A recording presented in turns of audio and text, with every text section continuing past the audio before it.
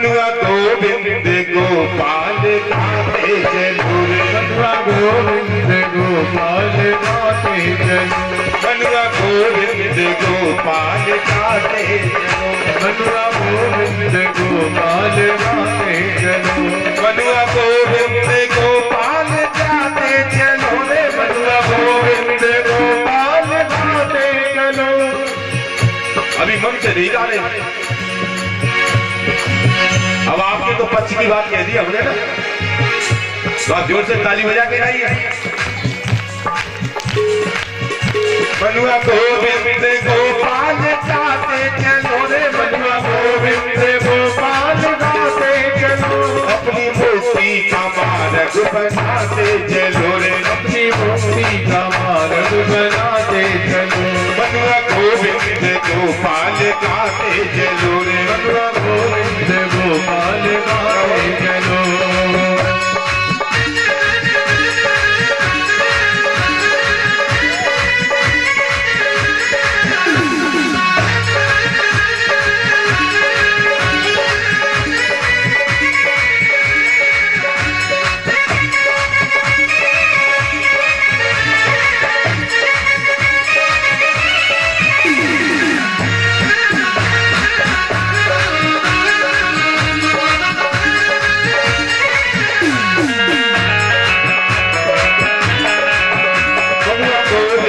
गोपाल गाते चलो मनुआ गोविंद गोपाल गाते चलो मनुआ गोविंद गोपाल गाते चलो रे मनुआ गोविंद गोपाल गाते चलो मनुआ गोविंद गोपाल गाते चलो रे मनुआ गोविंद गोपाल गाते चलो अपनी मूर्ति का मार्ग बनाते चलो मुक्ति का मार्ग बनाते चलो मनुआ गोविंद गोपाल गाते चलो मनुआ गोविंद गोपाल गाते चलो मनुआ गोविंद गोपाल गाते मनुआ गोविंद गोपाल गाते चलो मनुआ गोविंद गोपाल गाते चलो। गोविंद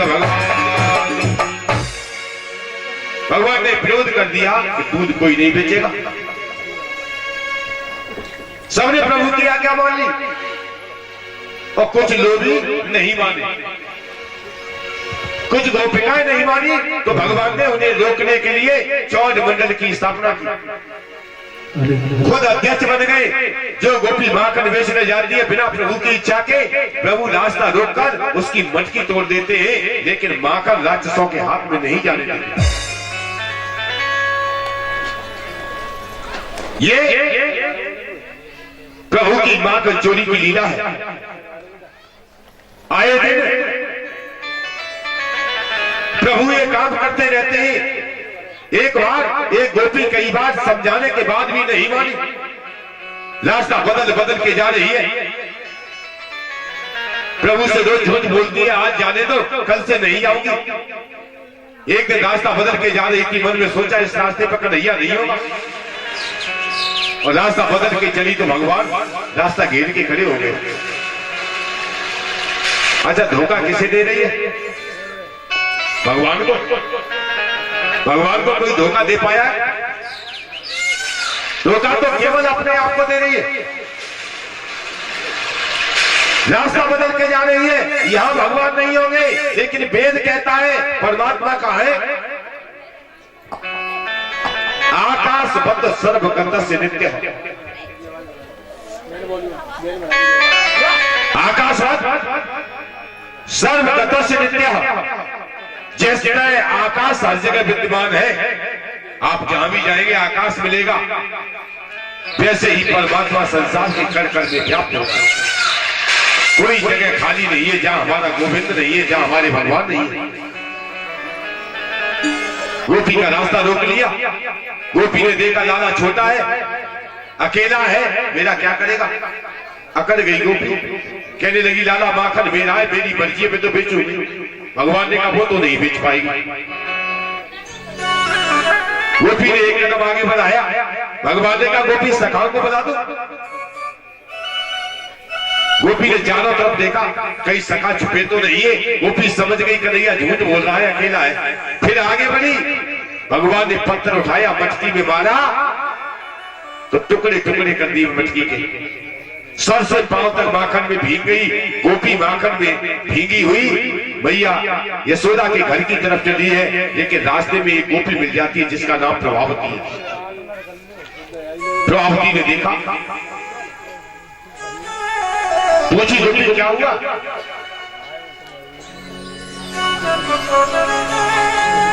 ये क्या हुआ?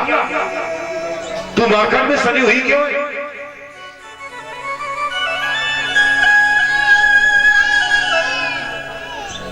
माखन में सनी हुई क्यों है? ये तेरी हालत किसने बना दी? गोपी कहने लगी ये यशोदा के लाला ने। प्रभावती ने कहा चल यशोदा से शिकायत करेंगे। यशोदा के पास शिकायत आई, लेकिन मैया यशोदा को विश्वास नहीं हुआ।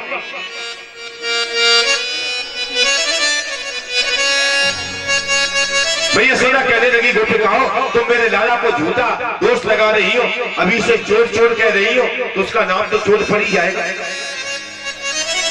प्रभावती ने कही भैया तेरे लाला को पकड़ के दिखाओ तो। भैया ने कहा बाद में मान लूंगी लाला चोर है।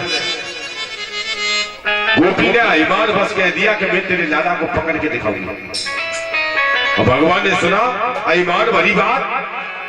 प्रभु ने सखाओं से कहा देखो भैया आज तक प्रेम से तो दुनिया ने हमें पकड़ा है, प्रभावती ईमान से पकड़ना चाहती है। अब किसी का घर बच जाए, प्रभावती का घर नहीं बचना चाहिए। सखा लगे पहरेदारी पे, कई दिन हो गए प्रभावती घर से बाहर नहीं निकली। ये सोच रही है कि कन्हैया कहीं आ जाए घर में। 10 दिन के बाद जब भगवान नहीं गए प्रभावती के घर की तरफ, प्रभावती के घर में बहुत सी गायें थी। मन में सोचा चलो कंडे बनाओ। उपले बनाने के लिए प्रभावती घर से बाहर गई। एक सखा ने बताया लाला आज घर खाली है। भगवान ने कहा तो चलो। सखाओं को लेकर प्रभावती के घर में सारा घर देख लिया, लेकिन कहीं भी माखन नहीं मिला। सखाओं ने कहा कन्हैया माखन तो नहीं है। भगवान ने कहा है। सखाओं ने पूछा कहा है? भगवान ने इशारा किया देखो छत में लटक रहा है। सखाओं ने कहा मिलेगा कैसे? भगवान ने कहा एक उपाय है। हम सभी सखाओं में मनसुख भैया मोटे हैं और तगड़े हैं, और महाराज मनसुख भैया झुक जा नीचे, मजबूत है ना। उनके ऊपर रहता पैता मना श्री रामा। और भगवान कहते हैं मैं सबसे छोटा हूं, सबसे हल्का हूं, इसलिए सबके ऊपर चढ़ूंगा। आप भगवान की बाणी को देखिए, कब कह रहे हैं? जब माखन खाने का वक्त है तब। मैं छोटा हूं, बहुत हल्का हूं, ऊपर चढ़ूंगा। और जब यही भगवान आगे चढ़ के महाभारत के युद्ध में कुरुक्षेत्र के मैदान में अर्जुन के सारथी बनते हैं, उस समय क्या कहते हैं? दो सगे भाई कर्ण और अर्जुन एक दूसरे पर शत्रु की तरह से बाण वृष्टि कर रहे थे। युद्ध हो रहा है अर्जुन और कर्ण का। कई बार अर्जुन ने कर्ण का रथ बाण बाण के पीछे फेंक दिया। एक बार कर्ण को आवेश आ गया, कर्ण ने बाण का संधान किया और सर संधान किया तो अर्जुन का थोड़ा सा रथ पीछे हट गया। रथ पीछे हटा। कथा के प्रेमी सज्जनों, अर्जुन के रथ में बैठे थे भगवान श्री कृष्ण। उठ के खड़े हो गए, हाथ उठाया, कहीं नहीं कर्ण धन्य है तेरे जैसा वीर संसार में दोबारा पैदा नहीं होगा। अर्जुन ने देखा प्रभु दुश्मन की तारीफ कर रहे। अर्जुन ने हाथ जोड़े कहीं ना, मैंने कर्ण का रथ कई बार हटाया, एक बार मेरी तारीफ नहीं की, और थोड़ा सा रथ मेरा क्या हट गया, आप तो दुश्मन की तारीफ करने लगे।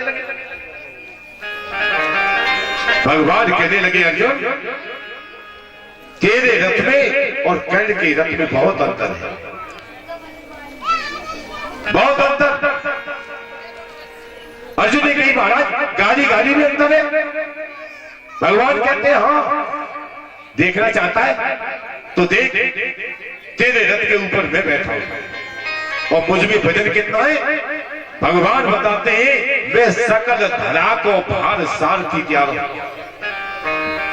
सारे भूमंडल का भार लेकर मैं अकेला तेरे रथ के ऊपर बैठा हूं। मैं सकल धरा को भार सारथी त्यारो, पहियन पे बासुक लगो, बोझले भारो, मेरे घाट ध्वजा पे बैठे हे हनुमान, और तो रथ दियो तार करने मारी एक ही बाण, भले की बहुत भलाई है। तेरे रथ पे सारे भूमंडल का भार लेके मैं बैठा हूं, पहियों पे बांसुरी नाल लगाए लंका विजय करने वाला हनुमान तेरे रथ की ध्वजा पे बैठा है। कितना भार बताया भगवान ने, सारे भूमंडल के बराबर। वो आज माखन खाने का वक्त है तब कहते हैं छोटा हूं और सबसे हल्का हूं।